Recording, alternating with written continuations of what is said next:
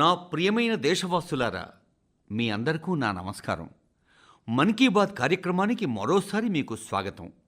స్ఫూర్తిదాయకమైన అనేక సంఘటనల్ని నవంబర్ నెల తెచ్చిపెట్టింది.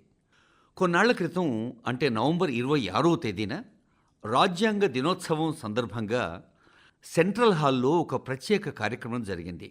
వందే మాతరం 150వ వార్షికోత్సవ సందర్భంగా దేశవ్యాప్త కార్యక్రమాలు ఘనంగా ఆరంభమయ్యాయి.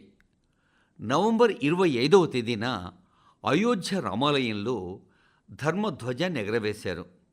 అదే రోజు కురుక్షేత్రంలోని జ్యోతిసర్లో పాంచజన్య స్మారక చిహ్నాన్ని ఆవిష్కరించారు. మిత్రులారా, ప్రపంచంలోనే అతిపెద్ద leap engine MRO maintenance, repair, overhaul సౌకర్యాన్ని కొద్ది రోజుల క్రితం నేను హైదరాబాదులో ప్రారంభించాను. భారతదేశం విమాన నిర్వహణ, మరమ్మత్తు, పునః పరిశీలన రంగంలో ఒక ప్రధాన అడుగు వేసింది.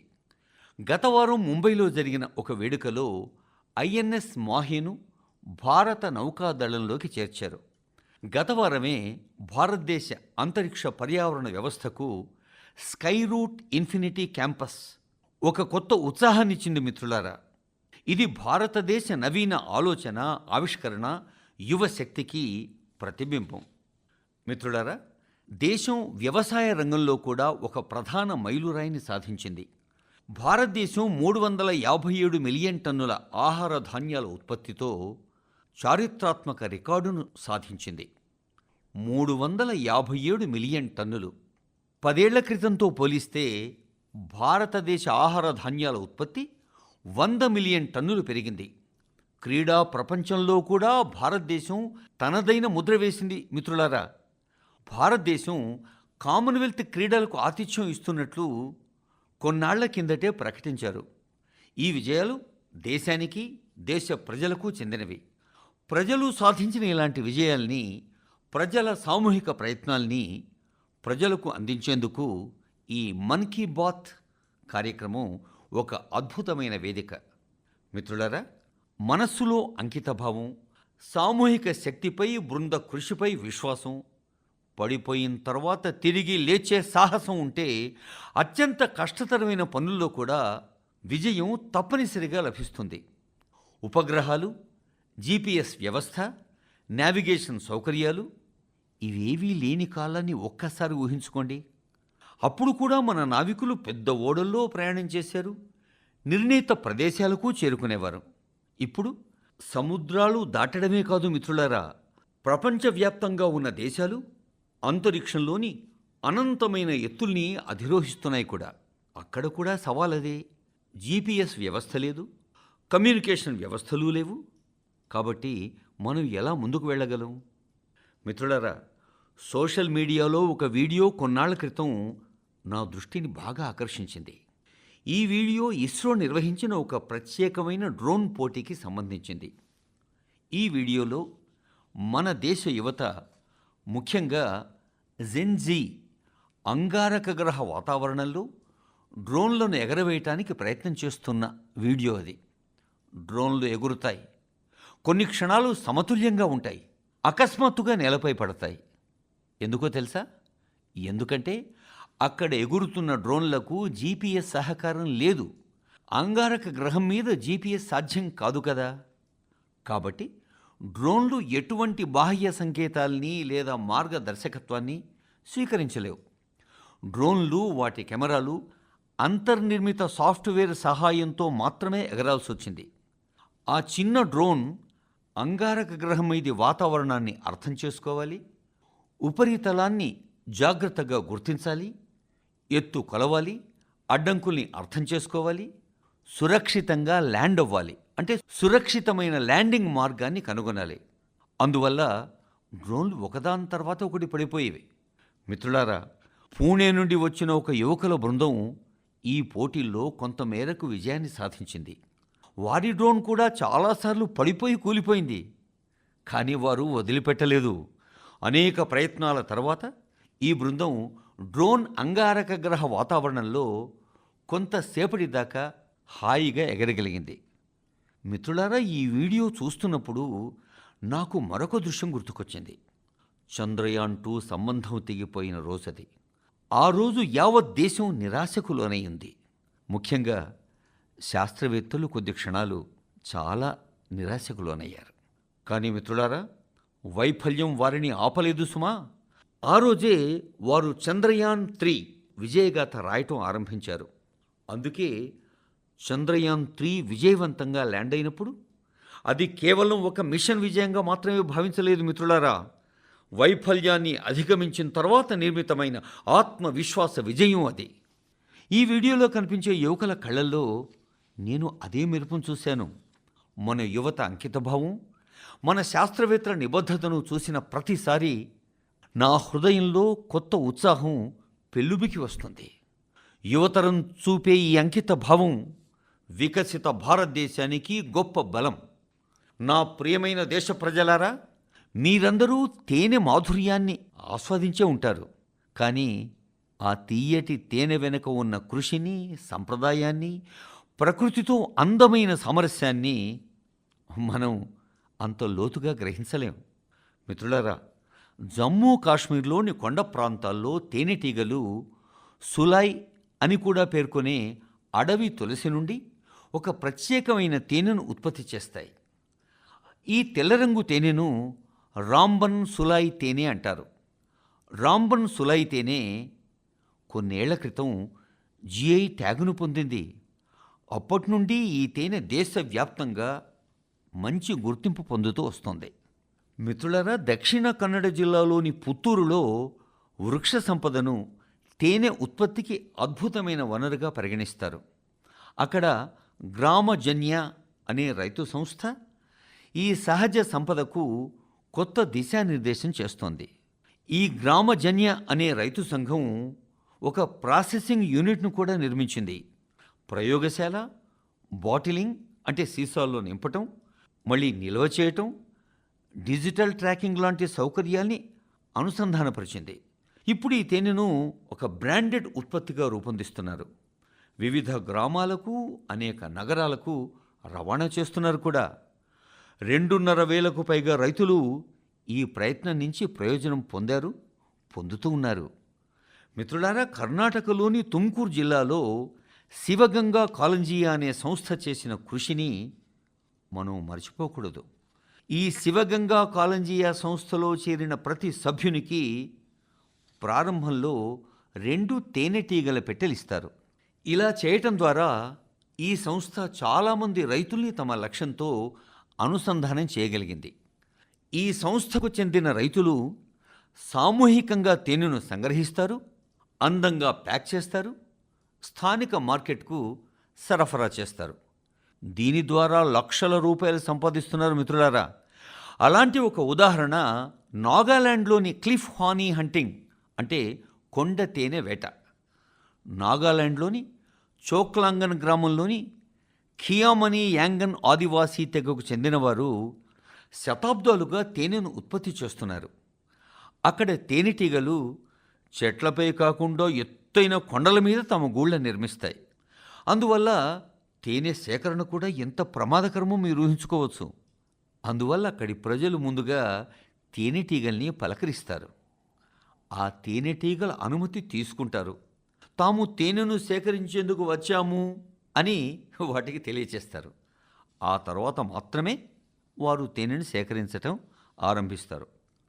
మిత్రులారా, ఇప్పుడు భారతదేశం తేనె ఉత్పత్తిలో కొత్త రికార్డులు సృష్టిస్తూ వస్తోంది. 11 ఏళ్ల కిందట దేశంలో తేనె ఉత్పత్తి 76,000 మెట్రిక్ టన్నులు.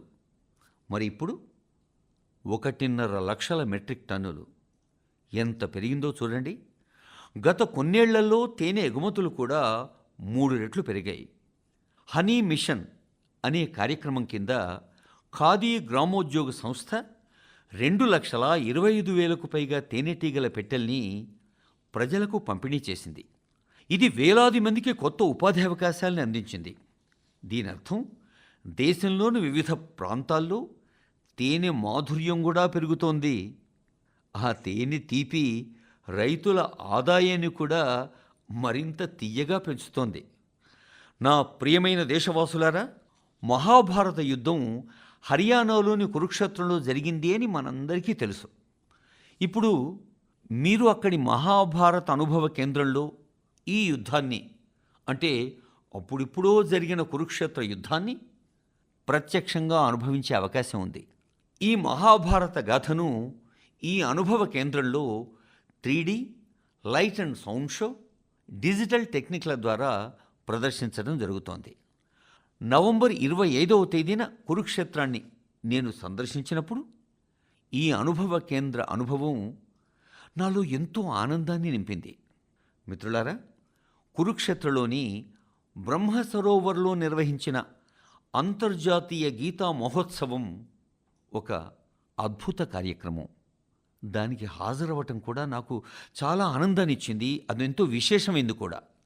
ప్రపంచవ్యాప్తంగా ఉన్న ప్రజలు దైవిక గ్రంథమైన గీత ద్వారా ఎలా ప్రేరణ పొందుతున్నారో చూసి నేను చాలా స్ఫూర్తి పొందాను.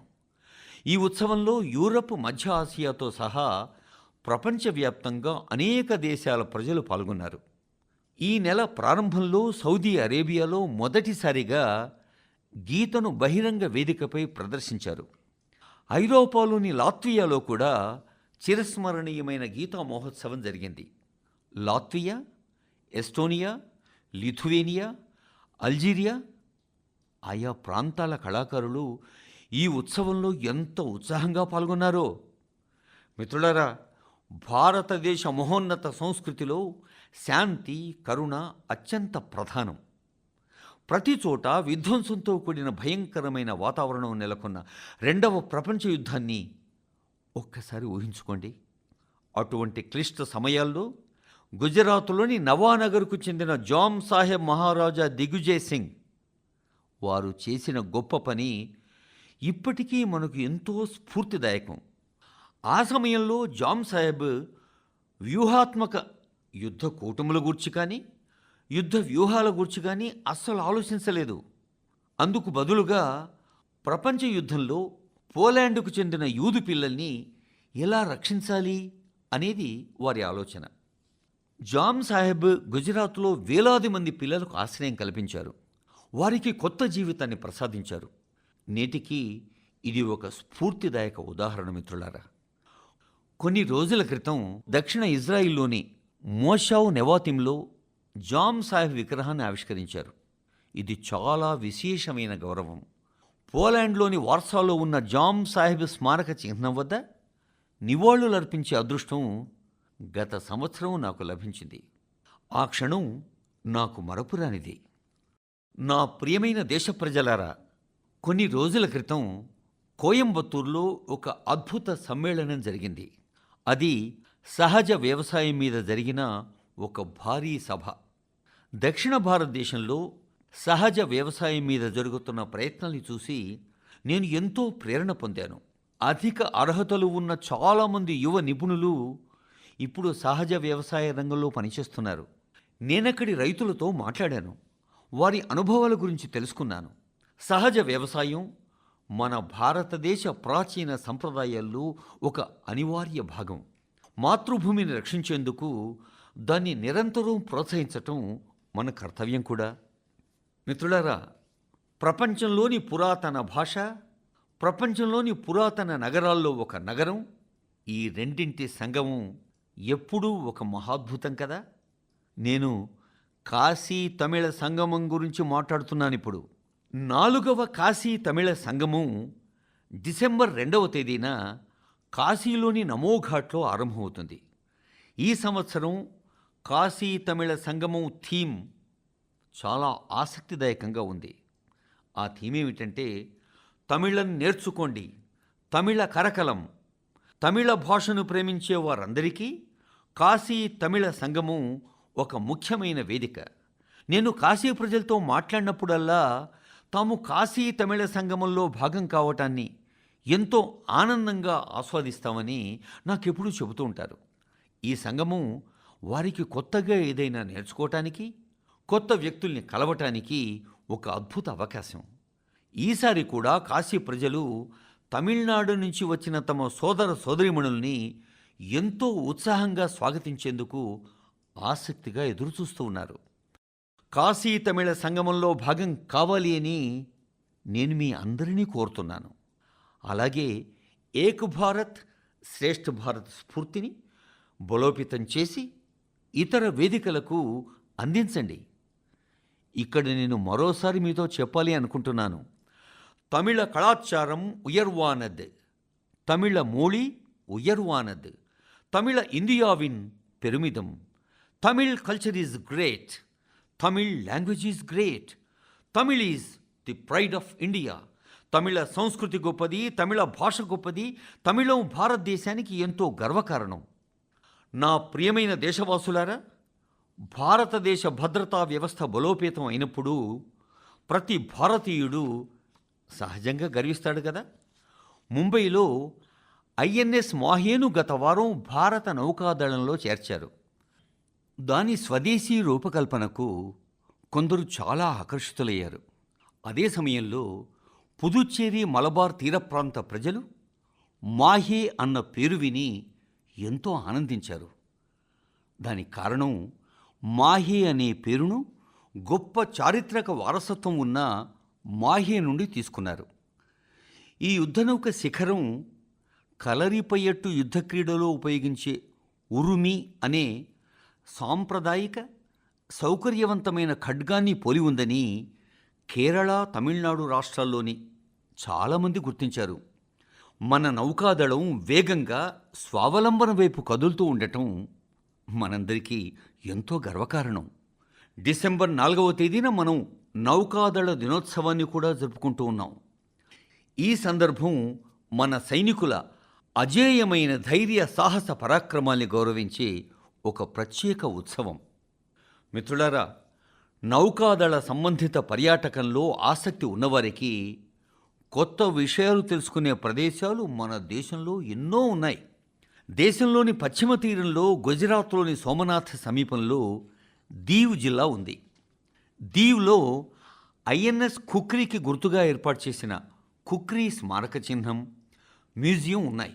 ఆసియాలోని ఒక ప్రత్యేకత ఉన్న మ్యూజియం నావల్ ఏవియేషన్ మ్యూజియం గోవాలో ఉంది.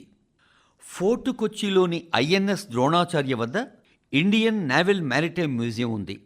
మన దేశ సముద్ర చరిత్రను, భారత నౌకాదళ పరిణామ క్రమాన్ని ఇక్కడ స్పష్టంగా చూడొచ్చు. గతంలో పోర్ట్ బ్లేర్గా పిలిచిన శ్రీవిజయపురంలోని సముద్రికా నావల్ మెరైన్ మ్యూజియం ఈ ప్రాంత గొప్ప చరిత్ర ప్రదర్శనకు ప్రసిద్ధి చెందింది. కార్వార్లోని రవీంద్రనాథ్ ఠాగూర్ బీచ్లో ఉన్న వార్షిప్ మ్యూజియంలో క్షిపణులు, ఆయుధాల ప్రతిరూపాలు ఉన్నాయి. విశాఖపట్నంలో భారత నౌకాదళానికి చెందిన మ్యూజియాల్లో జలాంతర్గామి, హెలికాప్టర్, విమానాలు, వాటి నమూనాల్ని, వాటి పనితీరును, ఎంతో ఆసక్తికరమైన సమాచారాన్ని కూడా తెలుసుకోవచ్చు. మీరందరూ ముఖ్యంగా సైనిక చరిత్ర మీద ఆసక్తి ఉన్నవారు వీటిని సందర్శించాలే నేను కోరుతున్నాను. నా ప్రియమైన దేశ ప్రజలారా, శీతాకాలం వచ్చింది. శీతాకాల పర్యాటకానికి కూడా సీజన్ వచ్చేసింది. అనేక దేశాలు శీతాకాల పర్యాటకాన్ని తమ ఆర్థిక వ్యవస్థకు ప్రధాన వనరుగా మార్చుకుంటాయి. అనేక దేశాల్లో ప్రపంచంలోని అత్యంత విజయవంతమైన శీతాకాల పండుగలు, శీతాకాలపు క్రీడా నమూనాలు ఉన్నాయి. ఈ దేశాలు skiing, snowboarding, snow trekking, ice climbing, family snow parks ఇలాంటి అనుభవాల్ని తమ గుర్తింపుగా చేసుకుంటూ ఉన్నాయి. వారు తమ శీతాకాల ఉత్సవాల్ని ప్రపంచాన్ని ఆకర్షించేందుకు కూడా ఉపయోగించుకుంటున్నారు. మిత్రులారా, మన దేశంలో శీతాకాల పర్యాటకానికి అన్ని అవకాశాలు ఉన్నాయి. మనకు పర్వతాలు ఉన్నాయి, మనకు ప్రత్యేకమైన సంస్కృతి ఉంది, అంతులేని సాహస అవకాశాలు ఉన్నాయి. ఈ రోజుల్లో ఉత్తరాఖండ్లో శీతాకాల పర్యాటకం చాలామందిని ఆకర్షిస్తూ ఉండటం వల్ల నేనెంతో సంతోషంగా ఉన్నాను.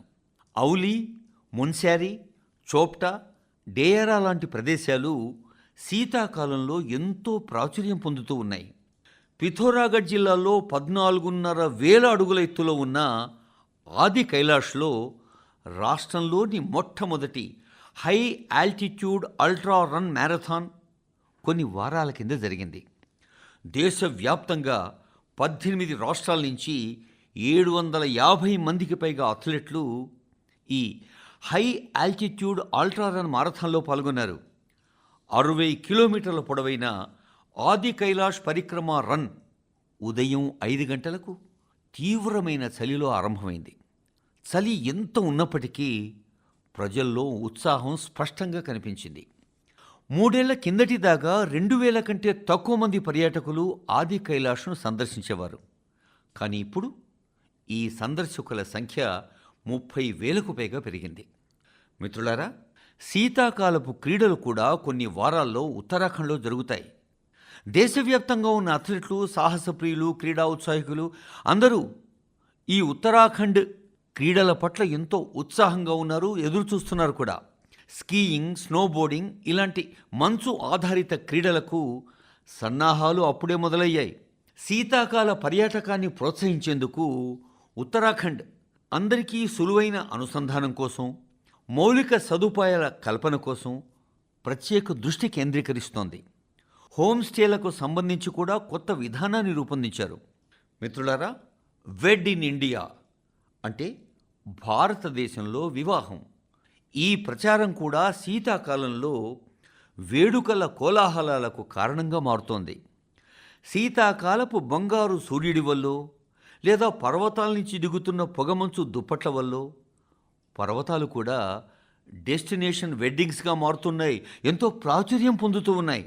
ముఖ్యంగా గంగానది తీరాన ఇప్పుడు ఎన్నో వివాహాలు జరుగుతూ ఉన్నాయి. మిత్రులారా, ఈ శీతాకాలంలో హిమాలయ లోయలు జీవితాంతం మరచిపోలేని మధుర అనుభవాలుగా మారతాయి. మీరు ఈ శీతాకాలంలో ఒక యాత్రను ప్లాన్ చేసుకోండి.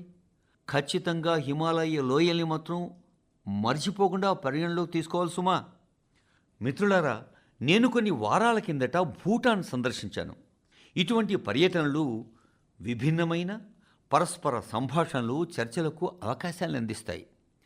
నా సందర్శన సమయంలో నేను భూటాన్ రాజును కలిశాను. గతంలో రాజుగా ఉన్న ప్రస్తుత రాజు తండ్రిని, ప్రధానమంత్రిని, ఇతరులను కలిశాను. ఈ సందర్భంగా అందరి నుండి ఒకే మాట, భగవాన్ బుద్ధుడి పవిత్ర అవశేషాల్ని భూటాన్కు పంపినందుకు ప్రతి ఒక్కరూ భారతదేశానికి కృతజ్ఞతలు తెలిపారు. ఇది విన్నప్పుడల్లా నా హృదయం ఎంత గర్వంతో ఉప్పొంగుతుందో మీరు ఊహించుకోవచ్చు. మిత్రులారా, బుద్ధుని పవిత్ర అవశేషాల పట్ల ఇలాంటి ఉత్సాహం అనేక ఇతర దేశాల్లో ఉంది. గత నెలలోనే ఈ పవిత్ర అవశేషాలను నేషనల్ మ్యూజియం నుంచి రష్యాలోని కల్మీకియా అనే నగరానికి తీసుకెళ్లారు. అక్కడ బౌద్ధ మతానికి ఎంతో ప్రత్యేక ప్రాముఖ్యత ఇస్తారు. రష్యాలోని సుదూర ప్రాంతాల నుంచి కూడా పెద్ద సంఖ్యలో ప్రజలొచ్చి వాటిని చూస్తున్నారు అని నాకు తెలిసింది. ఈ పవిత్ర అవశేషాల్ని మంగోలియా, వియత్నాం, థాయిలాండ్ దేశాలు కూడా తీసుకెళ్లారు. ప్రతి చోట ప్రజల్లో ఎంతో ఉత్సాహం ఉప్పొంగింది. ఈ పవిత్ర అవశేషాల దర్శనానికి థాయిలాండ్ రాజు కూడా వచ్చారు. ప్రపంచవ్యాప్తంగా బుద్ధుని పవిత్ర అవశేషాలతో ఇంత గాఢమైన సంబంధాన్ని చూడటం నాకు సంతోషంగా ఉంది. ప్రపంచవ్యాప్తంగా ప్రజల్ని అనుసంధానించేందుకు ఇటువంటి చొరవలు మాధ్యమాలుగా ఎలా మారుతాయో చూడటం నాకెంతో ఆనందంగా ఉంది కూడా. నా ప్రియమైన దేశవాసులారా, మీరందరూ వోకల్ ఫర్ లోకల్ అనే మంత్రాన్ని పాటించాలి అని నేను ఎప్పుడూ కోరుతూనే ఉంటాను కదా. కొన్ని రోజుల క్రితం G20 శిఖరాగ్ర సమావేశంలో అనేక మంది ప్రపంచ నాయకులకు బహుమతులు అందించే విషయానికి వస్తే వోకల్ ఫర్ లోకల్ మంత్రాన్ని పాటించాలి అని నేను మరోసారి చెప్పాను. మన దేశ ప్రజల తరఫున ప్రపంచ నాయకులకు బహుమతులు ఇచ్చేటప్పుడు ఈ వోకల్ ఫర్ లోకల్ భావనను నేను దృష్టిలో ఉంచుకున్నాను. G20 సందర్భంగా దక్షిణాఫ్రికా అధ్యక్షుడికి నేను నటరాజస్వామి కాంస్య విగ్రహాన్ని బహూకరించాను. తమిళనాడులోని తంజావూరు సాంస్కృతిక వారసత్వంతో ముడిపడి ఉన్న చోళుల కాలం నాటి శిల్పకళా నైపుణ్యానికి ఆ నటరాజు విగ్రహం ఒక అద్భుత ఉదాహరణ. కెనడా ప్రధానమంత్రికి వెండి గుర్రం ప్రతిరూపాన్నిచ్చాను. ఇది రాజస్థాన్లో ఉన్న ఉదయపూర్ అద్భుత శిల్పకళా నైపుణ్యానికి ప్రతిబింబం. జపాన్ ప్రధానమంత్రికి వెండి బుద్ధ ప్రతిరూపాన్ని బహూకరించాను. ఇది తెలంగాణలోని కరీంనగర్కు చెందిన ప్రసిద్ధ సిల్వర్ క్రాఫ్ట్ నైపుణ్యాన్ని ఆవిష్కరించే బుద్ధ విగ్రహం. ఇటలీ ప్రధానమంత్రికి పుష్పాల ఆకృతులతో రూపొందించిన వెండి అద్దాన్ని బహుమతిగా ఇచ్చాను. అది కరీంనగర్ సాంప్రదాయిక లోహ శిల్పకళా నైపుణ్యానికి ప్రతీకగా ఉంది. కేరళలోని మన్నార్లో రూపొందించిన అద్భుత కళా నైపుణ్యం ఉట్టిపడే ఇత్తడి శిల్పాన్ని ఆస్ట్రేలియా ప్రధానమంత్రికి నేను బహూకరించాను. భారతీయ చేతి పనులు, భారతీయ కళలు, మనవైన భారతీయ సంప్రదాయాల గురించి ప్రపంచానికి అవగాహన కల్పించటం, మన చేతి వృత్తుల వారి ప్రతిభను ప్రపంచానికి పరిచయం చేయటం ఆ వేదిక ద్వారా నా లక్ష్యంగా పెట్టుకున్నాను. మిత్రులారా, దేశంలోని లక్షలాది మంది ప్రజలు వోకల్ ఫర్ లోకల్ అనే స్ఫూర్తిని తమ జీవితంలో భాగంగా చేసుకుంటూ ఉన్నందుకు నేను ఎంతో సంతోషిస్తున్నాను. ఈ సంవత్సరం మీరు పండుగ షాపింగ్ కోసం మార్కెట్కు వెళ్ళినప్పుడు మీరు ఒక విషయాన్ని గమనించుండొచ్చు. ప్రజల ఇష్టాలు, వారి ఇళ్లలోకి తీసుకొచ్చిన వస్తువులు మన దేశం స్వదేశీ భావన వైపు తిరిగి వస్తున్నది అని స్పష్టంగా సూచించాయి కదా. ప్రజలు ఇష్టపూర్వకంగా భారతీయ ఉత్పత్తులను ఎంచుకుంటున్నారు. చిన్న చిన్న దుకాణదారులు కూడా ఈ మార్పు వల్ల తమకు గిరాకీ పెరగటాన్ని ఆనందంగా ఆస్వాదిస్తున్నారు.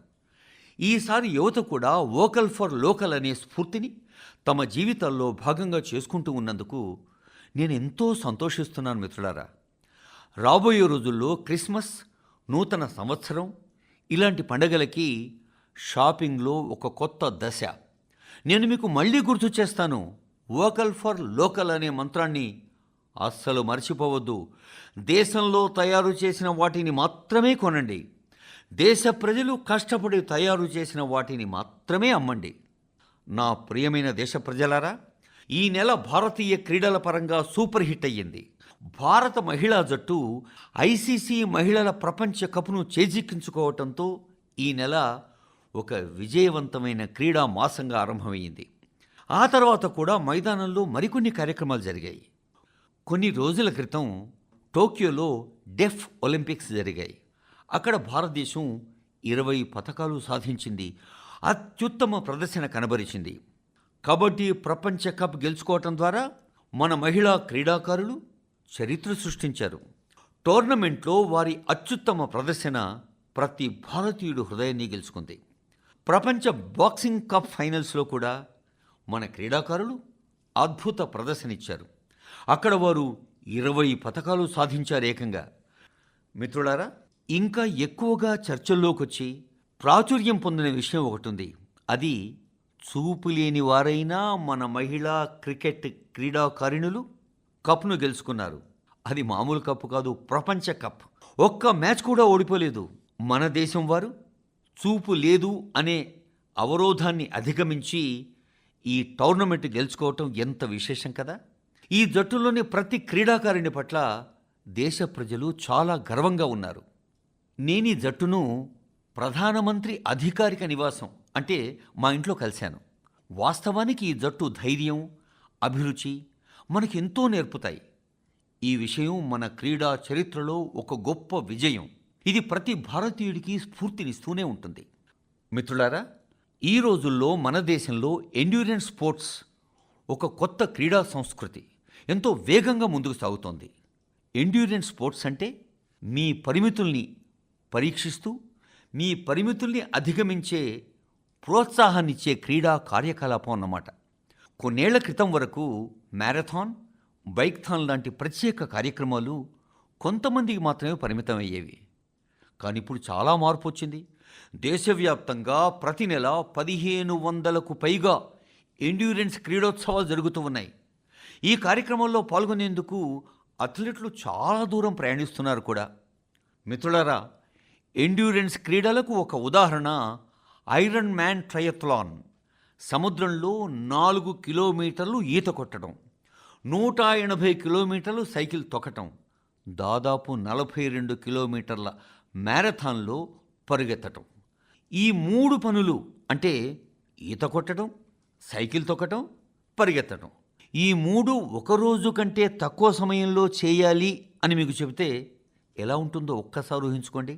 ఇది ఎలా సాధ్యం అని మీరు ఆశ్చర్యపోతారు. కానీ ఉక్కు ధైర్యం ఉన్న వ్యక్తులు ఈ పనులన్నీ విజయవంతంగా పూర్తి చేస్తారు. అందుకే దీన్ని ఐరన్ మ్యాన్ ట్రయథ్లాన్ అని పిలుస్తారు. ఈ మధ్య గోవాలో ఇలాంటి కార్యక్రమం ఒకటి జరిగింది. ఈ రోజుల్లో ప్రజలు ఇలాంటి కార్యక్రమాల్లో ఎంతో ఉత్సాహంగా పాల్గొంటున్నారు కూడా. మన యువ స్నేహితుల బృందాల్లో ఎంతో ప్రజాదరణ పొందుతూ ఉన్న అనేక పోటీలు ఉన్నాయి. ఇంకా ఇతరంగా fit India Sundays on cycle ఇలాంటి కార్యక్రమాల్లో పాల్గొనేందుకు చాలామంది ముందుకొస్తున్నారు. ఇవన్నీ ఫిట్నెస్ను ప్రోత్సహించే మార్గాలు. మిత్రులారా, ఇలా ప్రతి నెలా మిమ్మల్ని కలవటం నాకు ఎల్లప్పుడూ ఒక కొత్త అనుభవం. మీ గాథలు, మీ ప్రయత్నాలు నాకు కొత్త స్ఫూర్తినిస్తూనే ఉంటాయి. మీరు మీ సందేశాల్లో పంపే సూచనలు, అనుభవాలు భారతదేశ వైవిధ్యాన్ని ఈ కార్యక్రమంలో చేర్చేందుకు నాకెంతో ప్రేరణగా నిలుస్తాయి. వచ్చే నెల మళ్ళీ మన్ కీ బాత్లో మనం కలిసే సమయానికి ఈ సంవత్సరం అంటే 2025 ముగింపు దశకు చేరుకుంటుంది. దేశంలోని చాలా ప్రాంతాల్లో చలి తీవ్రంగా ఉంటుంది. శీతాకాలంలో మీ గురించి, మీ కుటుంబ సభ్యుల గురించి ప్రత్యేక శ్రద్ధ వహించండి. వచ్చే నెలలో మనం ఖచ్చితంగా మరికొన్ని కొత్త విషయాలు తెలుసుకుంటాం, కొత్త వ్యక్తిత్వాల గురించి చర్చించుకుంటాం కూడా. చాలా చాలా ధన్యవాదాలు మిత్రులారా. నమస్కారం.